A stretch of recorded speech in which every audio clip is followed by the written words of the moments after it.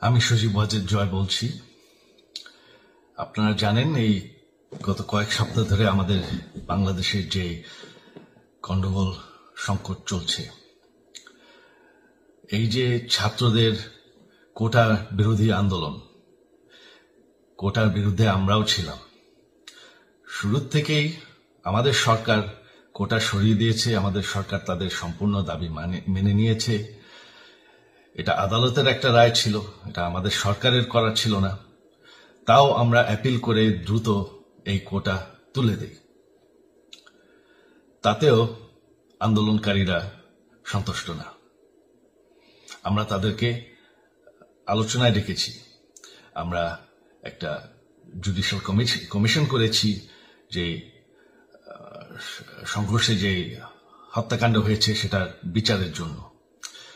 অনেক police officer যারা অতিরিক্ত ফোর্স ইউজ করেছে তাদেরকে আমরা সাসপেন্ড করেছি। তাতেও এই আন্দোলনকারীরা সন্তুষ্ট নয়। আমরা যতই ছাড় দেন, প্রধানমন্ত্রী নিজেই তাদেরকে ডেকেছেন যে আসেন আমরা আলোচনায় বসি, তাতেও তারা সন্তুষ্ট না। আমরা যতই ছাড় দিতে থাকি, যতই তাদের দাবি মেনে নিতে থাকি, তারা কিছুতেই সন্তুষ্ট না, তারা খালি দাবি বাড়িয়ে যাচ্ছে। এখন দাবি হচ্ছে যে সরকারের পতন। তবে সরকারের পতন হওয়ার পর কি হবে, কি হবে এটা কেউ ভেবেছে? আমরা বাংলাদেশে গণতন্ত্র রক্ষা করে রাখতে চাই। সরকার পতন করে নতুন সরকার আসার সাংবিধানিক অনুযায়ী শুধুমাত্র একটি উপায় আছে, সেটা হচ্ছে নির্বাচন। আমাদের সুপ্রিম কোর্ট রায় দিয়েছে যে কোনো অনির্বাচিত সরকার 1 মিনিটের জন্য ক্ষমতা নিতে পারবে না। তো তাদের এই নির্বাচনের দাবিও যদি আমরা মেনে নেই, তো তারা তো এই পর্যন্ত কোনো দাবি, আমরা যত দাবিতেই রাজি হয়েছি তারা তাদের দাবি বেরিয়ে যাচ্ছে। তার মানে কি, আমরা যদি এখন এই নির্বাচন সরকার পতনের দাবিও মেনে নেই, তারা তখন দাবি করবে যে না, এই সরকারের আন্ডারে নির্বাচন, এই নির্বাচন আমরা মানব না। তখন কি হবে এটা কেউ ভেবেছে?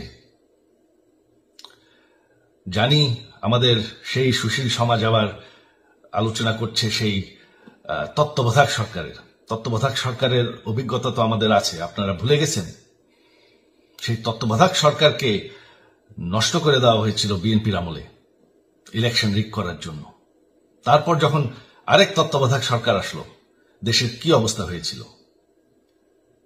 শেষমেশ সবথেকে বড় কথা যে আমাদের সংবিধানে স্পষ্ট বলা আছে এবং আমাদের সুপ্রিম কোর্ট রায় দিয়েছে যে অনির্বাচিত সরকার 1 মিনিটের জন্য দেশের ক্ষমতায় থাকতে পারবে না। আমরা আওয়ামী লীগ, আমরা আন্দোলন করেছি, আন্দোলন করে এই দেশকে স্বাধীন করেছি, আন্দোলন করে গণতন্ত্র ফিরে এনেছি, আন্দোলন করে আমরা দেশের উন্নয়ন করেছি। আপনারা যে বঙ্গবন্ধুর মেয়ে শেখ হাসিনার বিরুদ্ধে বলছেন, আজকে শেখ হাসিনা না থাকলে বাংলাদেশ এতদূর আসতে পারত? অসম্ভব। কেউ কল্পনা করতে পারে নাই যে বাংলাদেশ এরকম উন্নতি করবে, এরকম উন্নয়ন হবে। ঠিক আছে, শেখ হাসিনার পর আপনাদের কি হবে সেটা আমারও চিন্তার বিষয় না, আমার পরিবারের আর চিন্তার বিষয় না, আপনারা বুঝবেন। তবে এইভাবে সংঘর্ষ করে, হত্যাকাণ্ড করে ক্ষমতা দখল করা যাবে না। এটা আর আন্দোলন না। যখন পুলিশ হত্যা করা হচ্ছে, নিরীহ মানুষের উপর হত্যাকাণ্ড চলছে, মানুষের বাসায় আগুন দেওয়া হচ্ছে, জার্নালিস্টদেরকে হত্যা করা হচ্ছে, এটা হয়ে গেছে সন্ত্রাস। আর সন্ত্রাস মোকাবেলা শুধুমাত্র একটি ভাবে করা যায়। আমার অনুরোধ, আমাদের ল এনফোর্সমেন্ট, আমরা অনেক ধৈর্য ধরেছি, তবে এখন আর এটা সহ্য করা যাবে না। ল এনফোর্সমেন্ট এজেন্সি, বিজিবি এবং কি আমাদের মিলিটারির প্রতি আমার আহ্বান যে আপনাদের দায়িত্ব হচ্ছে আমাদের দেশের মানুষকে নিরাপদ রাখা। এবং আমাদের দেশকে নিরাপদ রাখা, আমাদের দেশের সংবিধানকে নিরাপদ রাখা, সংবিধানকে রক্ষা করা। তার মানে 1 মিনিটের জন্য কোনো অনির্বাচিত সরকার আমাদের ক্ষমতায় আসতে দিবেন না। এটা হচ্ছে আপনাদের দায়িত্ব। কারণ সেইটা হলে আমরা আবার পাকিস্তানের মতন হয়ে যাব। আমাদের এই যে 15 বছরের উন্নয়ন সব শেষ হয়ে যাবে। বাংলাদেশ এর থেকে আর কোনোদিন ফিরে আসবে না। আমিও সেটা চাই না, আপনারাও সেটা চান না। আমি সজীব ওয়াজের জয় যতদিন আমার পক্ষে সম্ভব আমি সেটা হতে দেব না। জয় বাংলা, জয় বঙ্গবন্ধু।